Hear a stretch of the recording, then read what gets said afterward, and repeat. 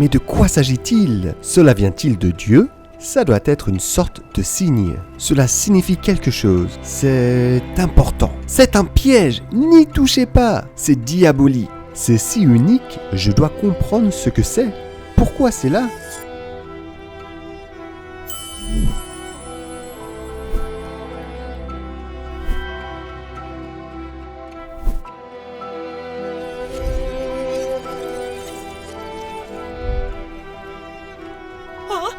Bien fait pour lui. C'est tout simplement incroyable. Je ne peux pas l'expliquer. Ne t'en approche pas. Si tu y vas, tu n'auras plus ta place parmi nous. Oh waouh! L'entendez-vous? Ne le voyez-vous pas? Ne le sentez-vous pas? Avec cette perspective, tout devient tellement plus logique. C'est si magnifique. Waouh!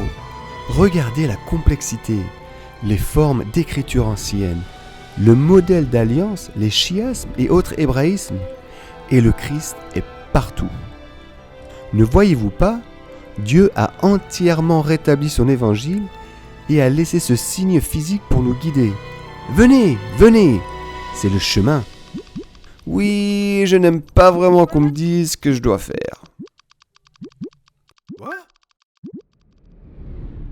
Eh bien, nous voici dans les derniers jours. De nombreux prophètes, comme Ésaïe, Ézéchiel et même Pierre, savaient que Dieu nous avait promis un grand miracle comme la séparation de la mer Rouge pour restaurer toute chose et reconquérir son peuple avec quelque chose d'extraordinairement merveilleux. Normalement, Dieu appelle simplement un prophète, mais cela n'a pas toujours été la meilleure solution. Et dans un nouvel âge ou une nouvelle dispensation, il appelle généralement un prophète super puissant, ce qu'il a fait, mais dans cette dispensation, il a aussi donné des preuves tangibles. Quelque chose que même les plus éduqués ne peuvent pas facilement expliquer, comme un énorme signe monolithique déroutant qui, lorsqu'il est placé sur le chemin des gens, montre une meilleure voie. Oui, ce grand monolithe, le livre de Mormon, est grand, réel et tangible. Et bien que nous aimions nous extasier sur toutes ces preuves logiques et sur l'impossibilité pour Joseph Smith de l'avoir fabriqué, pour être vraiment bien ancré sur ce chemin, nous devons apprendre à voir, à entendre et à ressentir spirituellement sa vérité. Moroni explique clairement sur la page du titre qu'il a été écrit pour nous maintenant afin de montrer aux gens la grandeur de Dieu, pour que nous soyons convaincus que Jésus est le Christ et que nous recevions ses alliances. Alors, qu'est-ce que le livre de Mormon ?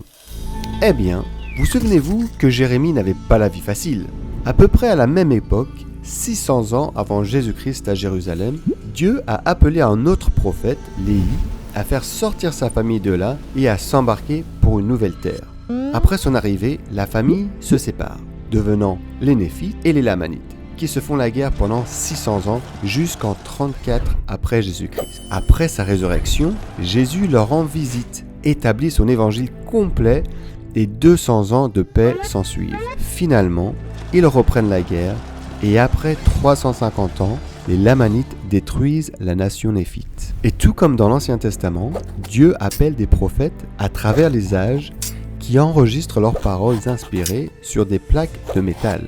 Finalement, l'avant-dernier prophète, Mormon, a condensé les écrits, ou en d'autres mots, les a abrégés et les a nommés le livre de Mormon. Mais Mormon est tué, et son fils Moroni termine le livre et le place dans la pierre, où il va rester pendant 1406 ans jusqu'à ce que Dieu appela Joseph Smith à être son dernier prophète. Entre 1827 et 1829, le prophète reçoit, traduit et publie le livre, déclarant également que la plénitude de l'évangile de Dieu est de retour. Le puissant témoignage de Joseph dans l'introduction couvre une grande partie de la façon dont le livre a vu le jour. Vous pouvez également consulter les 9 premiers épisodes de notre saison sur les doctrines et alliances. Dieu savait à quel point cette histoire était folle et étonnante, et il a gracieusement donné à Joseph Smith 3 témoins spéciaux qui ont déclaré qu'un ange leur avait effectivement montré les plaques d'or et qu'ils avaient entendu la voix de Dieu déclarer que le livre était sorti par la puissance de Dieu. Ensuite, Joseph a été autorisé à montrer les plaques à 8 autres témoins qui ont tenu et vu le livre. Dieu utilise des témoins et le livre lui-même est un second témoin puissant de Jésus. 1 plus 3 plus 8 égale 12 témoignages puissants. Lequel est le plus important ? Eh bien, c'est le numéro 13, ce serait le vôtre. Leurs témoignages sont enregistrés pour t'aider à obtenir ton propre témoignage de Dieu. C'est ainsi que cet ancien monolithe, le livre de Mormon, se dresse épique, complexe et unique. Et quelle merveilleuse lecture! Parce que Mormon a pu réduire 1000 ans d'histoire à quelques centaines de pages, il a mis en lumière les histoires les plus épiques et les sermons les plus inspirants pour nous guider tranquillement et nous aider à voir la vision d'ensemble de Dieu. Il est également unique grâce à sa traduction directe et claire et à ses enseignements simples comme la vision de l'arbre de vie, la vision des derniers jours par Néphi, l'étonnante analogie de la graine de foi d'Alma, le voyage des Jarédites vers la terre promise depuis la tour de Babel et tant d'autres choses encore, y compris le point culminant, la visite du Seigneur Jésus-Christ ressuscité aux Amériques. Enfin, il s'agit d'un livre d'écriture unique en son genre. Il s'agit d'une œuvre majeure avec un début, un milieu et une fin, avec un thème central et puissant sur la poursuite du Christ. Et à la fin, une puissante invitation est garantie de demander à Dieu de savoir si cela vient vraiment de lui. Le livre de Mormon est comme la clé de voûte stabilisatrice d'un portail arqué.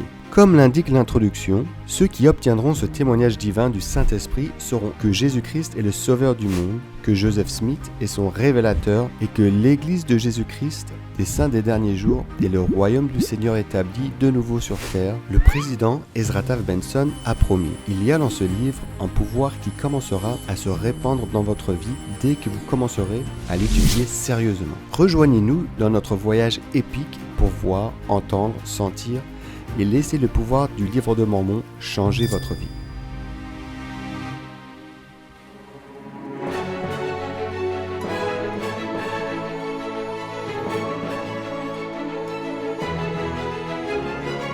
We hope you enjoyed this presentation.